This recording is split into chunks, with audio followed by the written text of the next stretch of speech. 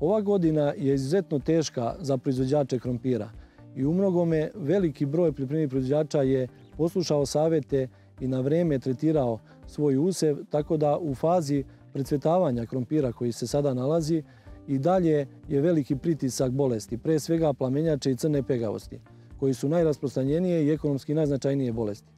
Plamenjača napada sve delove biljke i javlja se u svim proizvodnim područjima. Neretko se javlja i u velikim razmerama kada izaziva najveće štete u vidu smanjenja prinosa i svakako u ovom momentu može napraviti štete i u pogoršanju kvaliteta samih krtola. Nivo štete zavisit će i dalje od vremenskih uslova, vremena pojave i intenziteta bolesti, svakako od osjetljivosti sorte i ono što je najbitnije od primijenjenih mera zaštite. U ovoj fazi, pored plamenjače, veoma značajnu štetu može da prouzrokuje i crna pegavost, pa se i na nju mora posvetiti pažnja.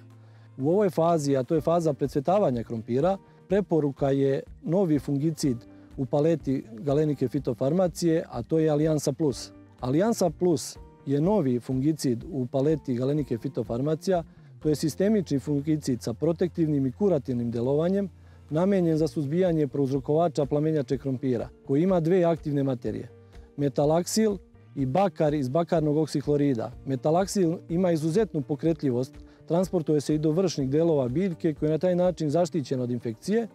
Pored tog fungicidnog delovanja, bakar iz bakarnog oksihlorida ispoljava i baktericidno delovanje. Preporuka je količina primjene Alianse Plus 2,5 kg po hektaru.